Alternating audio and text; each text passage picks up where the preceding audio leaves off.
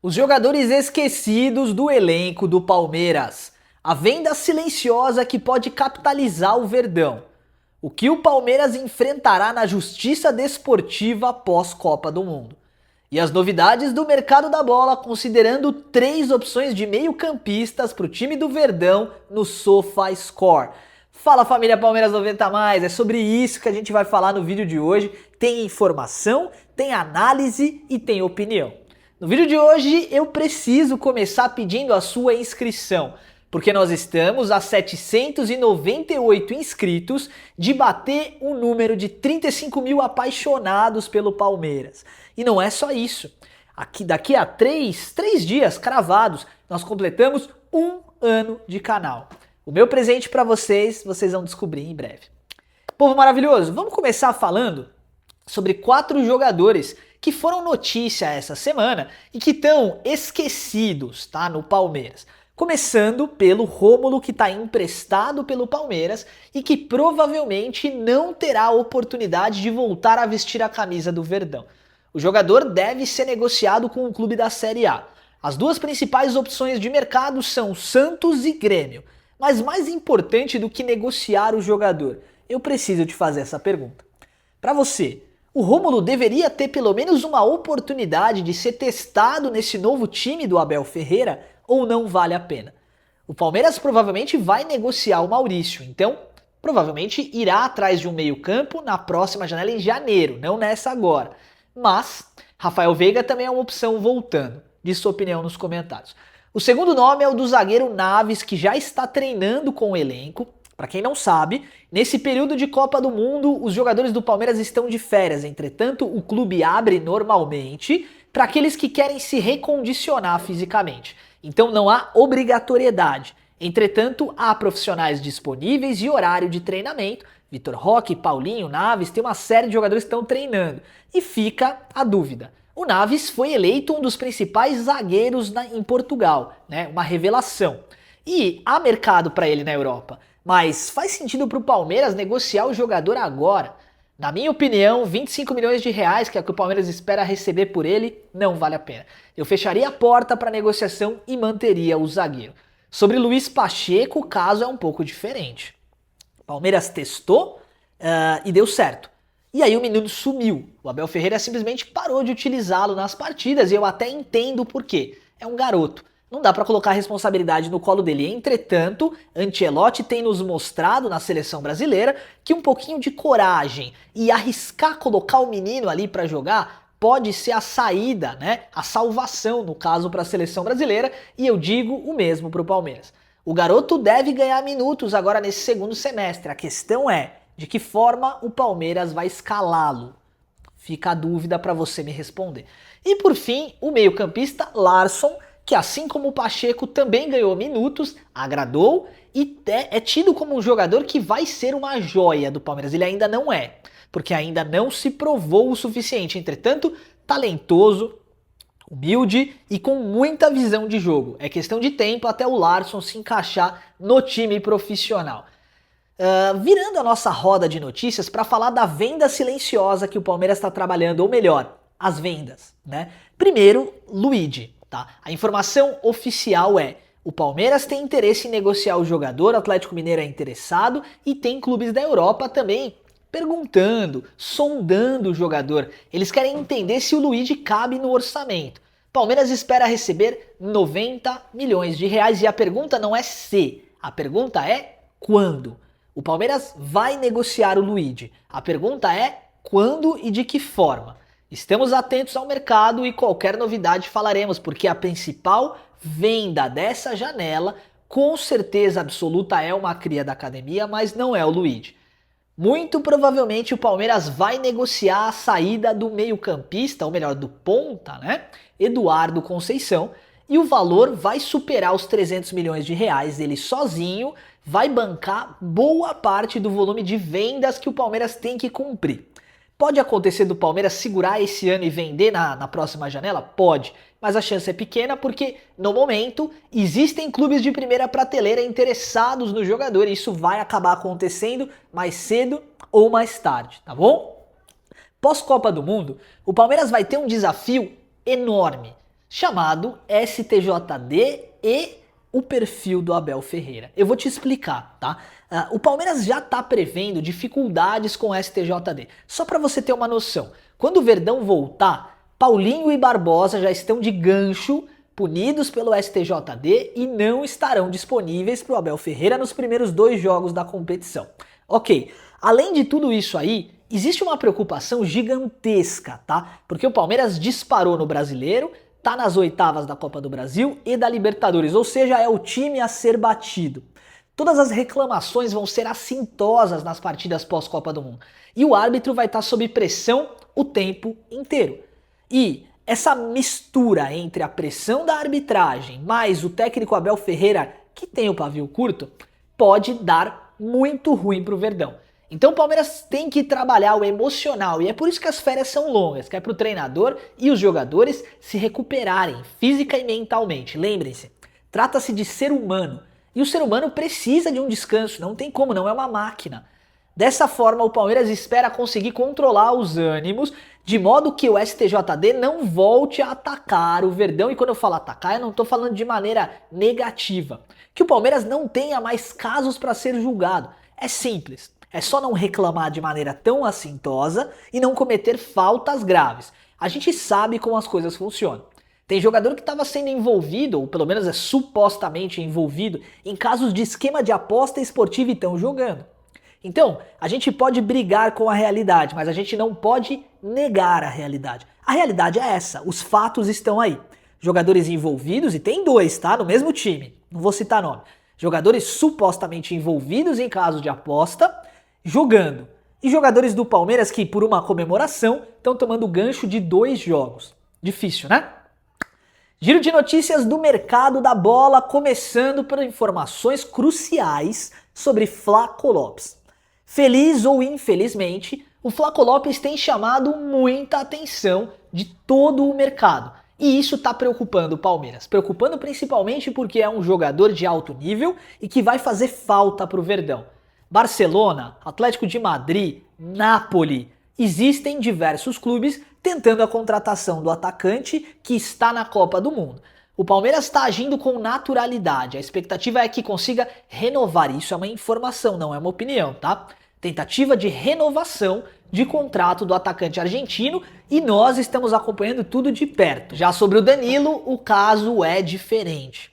Tudo que está acontecendo, as notícias que a gente está vendo na imprensa e os desejos do Palmeiras tendem a falar mais alto.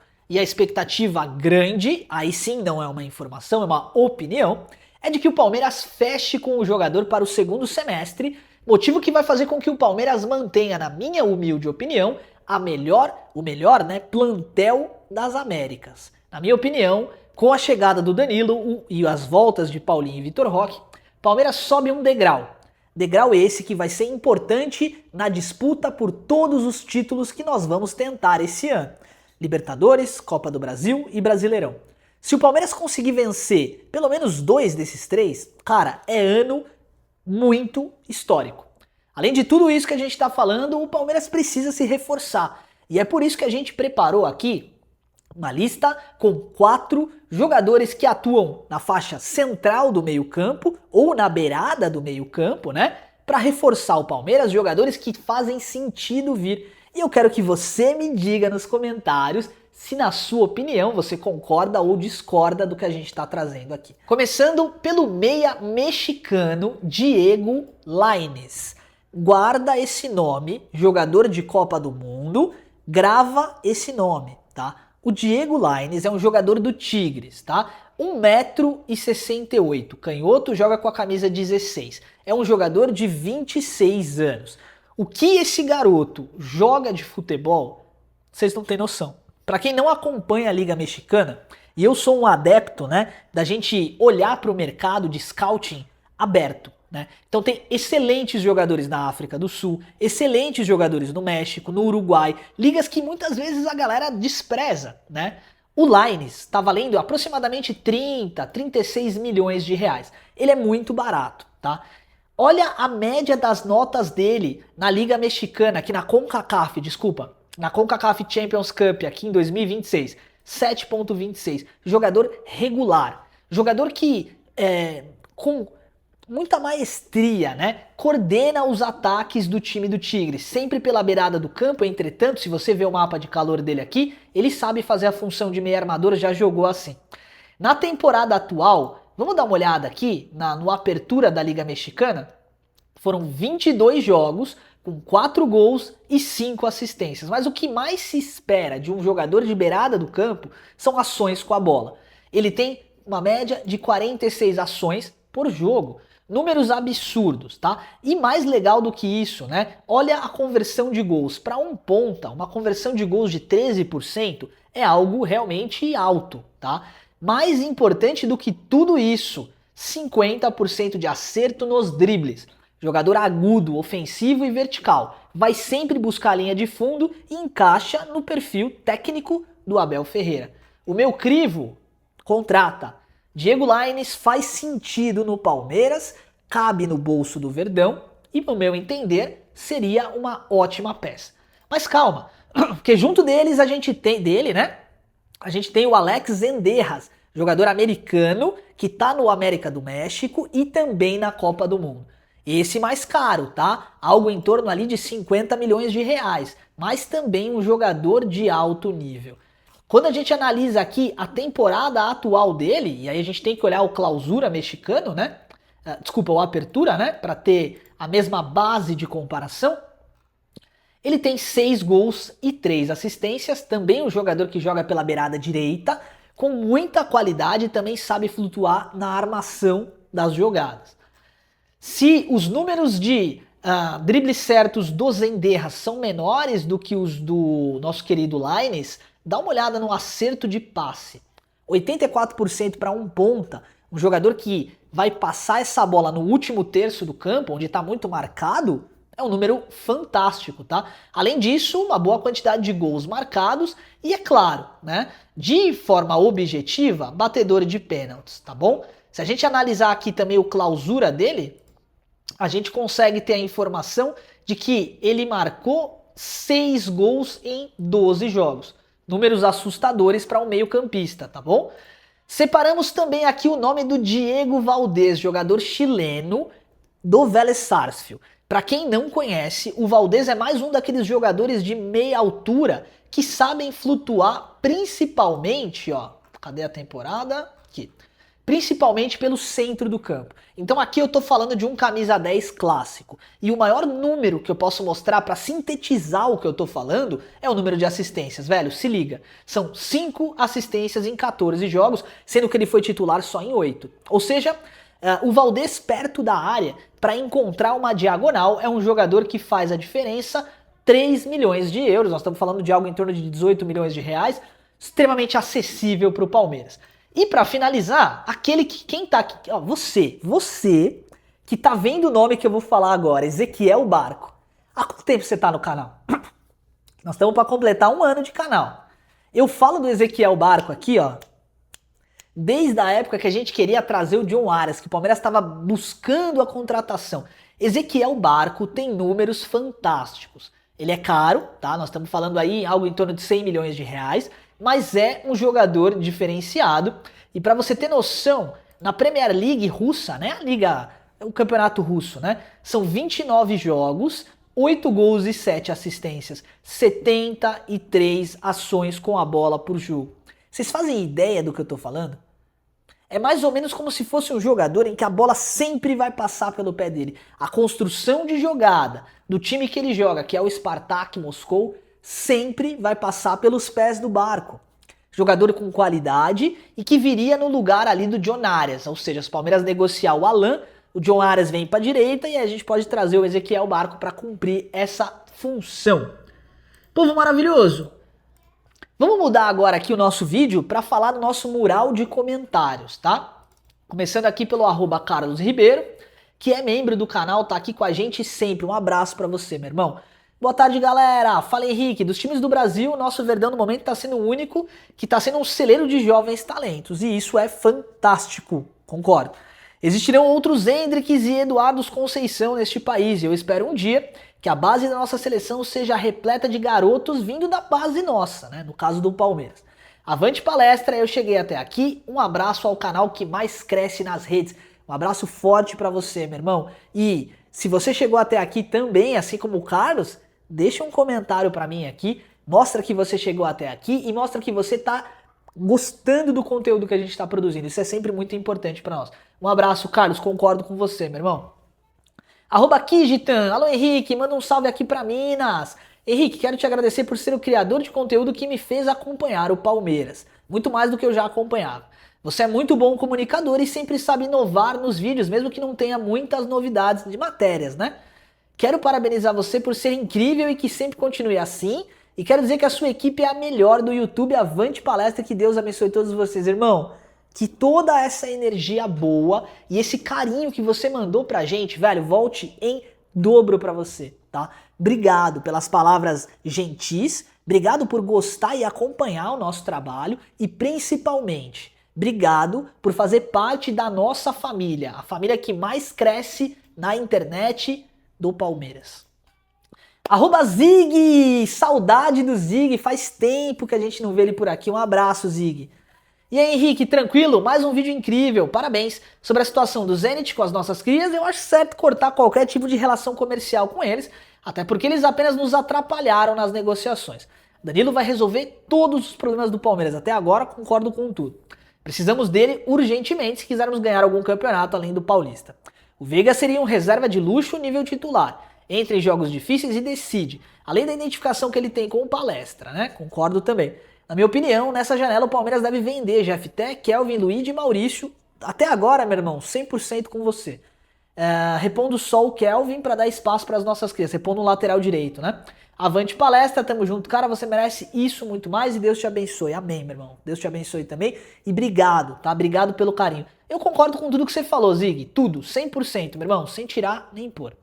@CoutinhoCan. Meu filho e eu acompanhamos sempre o seu canal. Sobre a Copa, por que você não comenta sobre os jogadores do Palmeiras na Copa, já que não tem tantas novidades nos clubes? Abraço. Não, abraço pra você. Um clube da grandeza do Palmeiras sempre vai gerar assunto pra gente falar. Mas nesses momentos de Copa realmente fica difícil, tá? Hoje, antes de gravar esse vídeo, a gente ficou pastando aqui pra entender como faríamos, né? Legal a sua sugestão. Faremos isso, tá bom? Um abraço pra você, pro seu filho, né, filhão? E que Deus abençoe vocês, meu irmão. Tamo junto. Vamos lá. Márcio Roberto. Boa noite, meu jovem. Eu vi o seu vídeo pela primeira vez nos rios do Facebook e gostei muito e curti. Me inscrevi no seu canal que só fala notícias verdadeiras. O seu canal e o do Pedro do Resenha Alviverde. Parabéns pelo trabalho e que Deus te abençoe, você e sua família. Manda um salve aqui pra nós em Três Pontas, Minas Gerais, vizinha de Varginha, cidade do ET. Um abraço e avante palestra. Um abraço pra você, Márcio, um abraço pra todo o povo de Minas, povo maravilhoso, e obrigado pelos elogios e palavras gentis, meu irmão. Um abraço forte pra você, tá bom? Então é isso, meu povo maravilhoso. Hoje a gente encerra o vídeo por aqui. Eu quero aproveitar para agradecer do fundo do meu coração por tudo que vocês têm feito pelo canal. O canal não para de crescer, mesmo com esse período de Copa, que é difícil, as views reduzem, mas o canal não para de chegar gente. E isso faz com que o YouTube considere o canal um bom veículo de comunicação e aumente o quanto ele paga pra gente. Então, basicamente, nós estamos pegando menos visualização, mas estamos ganhando mais. Obrigado. Obrigado por você que incentiva o nosso canal a continuar. Não é fácil. Manter a CLT e mesmo cansado, estar aqui para fazer esse conteúdo para vocês me faz feliz. Obrigado pelo carinho de sempre, um forte abraço, avante palestra e ó, até o final da Copa pelo menos, segue o líder.